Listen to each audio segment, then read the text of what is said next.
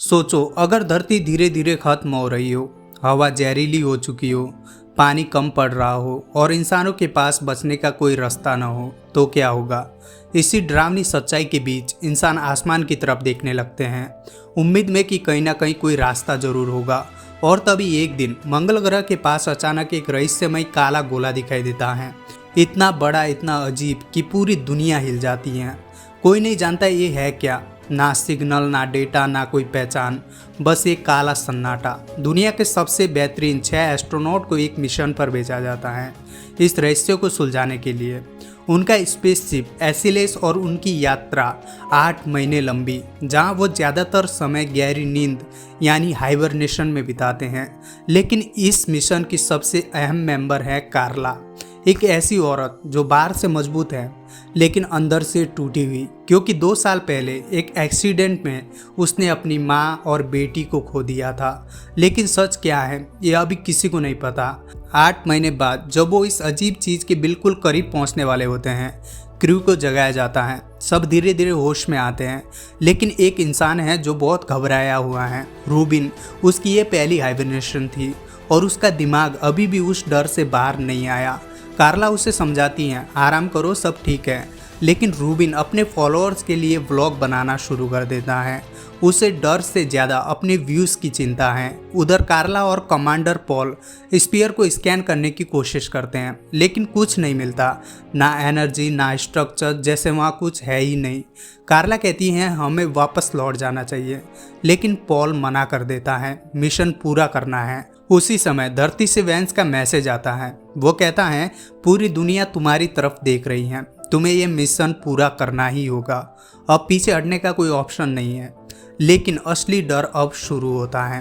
कार्ला को जहाज में अपनी मरी हुई माँ की आवाज़ सुनाई देती है। वो पीछे मुड़ती हैं, लेकिन वहाँ कोई नहीं होता। दूसरी तरफ रूबिन अपने कमरे में अजीब अजीब आवाज़ों से जाग जाता है, जैसे कोई उससे बात कर रहा हो। तभी अचानक शिप का एआई अलर्ट देता है, स्पीयर एनोमली क्रिएट कर रहा है। कार्ला भागकर मैन डेक पर जाती हैं और जो वो देखती हैं उससे उसकी सांसें रुक जाती हैं। वो काला स्पीयर एक तेज रोशनी की बीम शिप पर डाल रहा होता है, जैसे वो उन्हें बुला रहा हो।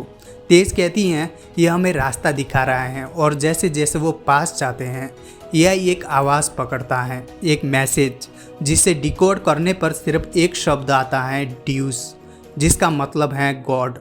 अब रूबिन पूरी तरह टूट जाता है। वो चिल्लाने लगता है ये जजमेंट डे है, भगवान आ चुके हैं।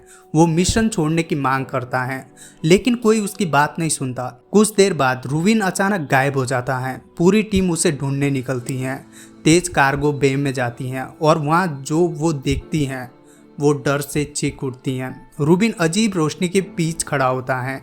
उसके शरीर पर धार्मिक सिंबल खुदे हुए होते हैं, खून बह रहा होता है। वो किसी रिचुअल में लगा होता है, जैसे वो किसी अनसीन पावर को खुश कर रहा हो।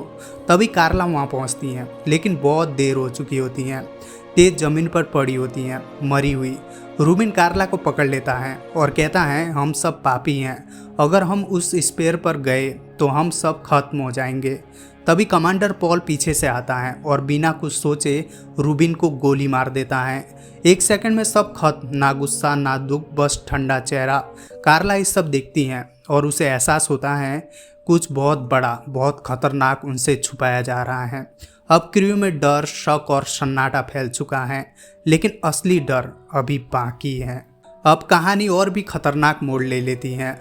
अब जहाज में सिर्फ कुछ ही लोग बचे हैं और हर किसी के दिमाग में एक ही सवाल है, क्या वो स्पीयर सच में भगवान है या कुछ और। समय तेजी से बीत रहा है और आखिरकार वो पल आ ही जाता है जब स्पेसशिप उस रहस्यमय काले स्पीयर के बिल्कुल पास पहुंच जाता है। चारों तरफ सिर्फ अंधेरा, ना कोई आवाज़, ना कोई हलचल, जैसे पूरी दुनिया ही खत्म हो चुकी हो। लेकिन फिर उन्हें एक स्ट्रक्चर दिखाई देता है, एक अजीब सा दरवाज़ा, जिसे देखकर ऐसा लगता है जैसे वो किसी दूसरी दुनिया की एंट्री हो।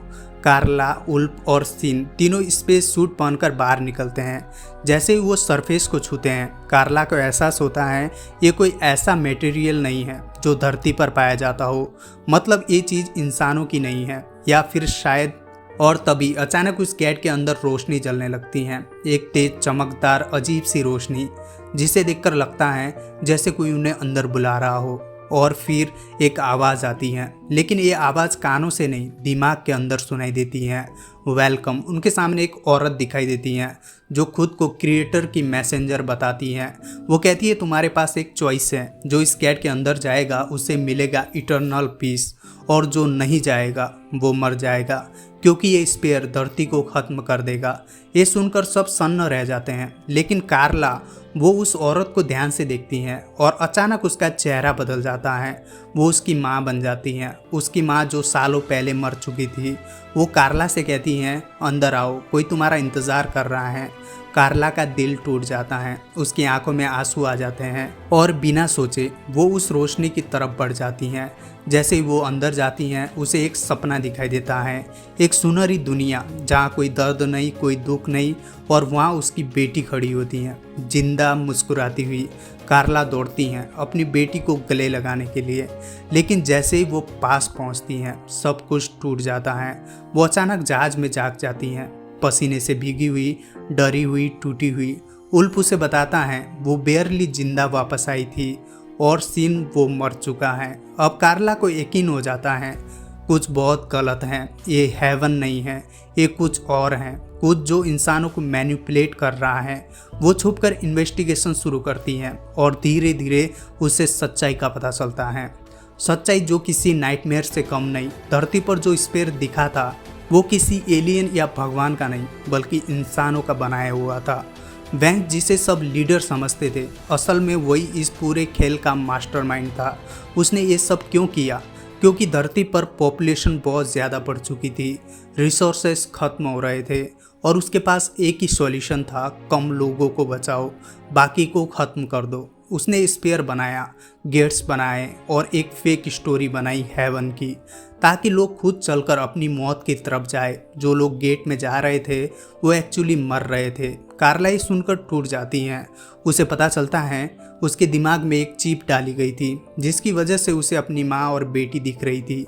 सब कुछ एक इल्यूजन था। अब उसके पास एक ही रास्ता है, इस स्पीयर को ख़त्म करना।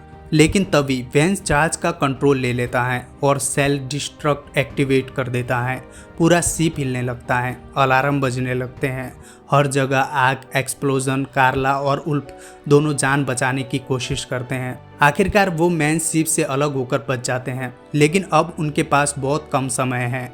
उल्फ एक प्लान बनाता है, वो स्पेयर पर वापस जाकर उसका कोर ब्लास्ट करेगा। कार्ला मना करती हैं, लेकिन उल्फ कहता है किसी एक को तो ये करना ही होगा। आखिरी बार दोनों एक दूसरे को देखते हैं और कार्ला आंसुओं के साथ शिप लेकर वापस चली जाती हैं।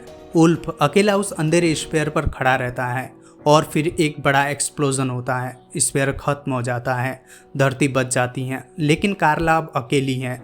एआई उसे बताता है धरती तक पहुंचने में 7 साल लगेंगे, 7 साल अकेले सच के साथ। और अब उसके ऊपर है कि वो ये सच्चाई दुनिया को बताए या इंसान फिर से वही गलती दोहराए। अगर आपको ये एक्सप्लेनेशन पसंद आई हो तो वीडियो को लाइक और चैनल को सब्सक्राइब जरूर कर देना। मिलते हैं अगली वीडियो में, तब तक के लिए बाय।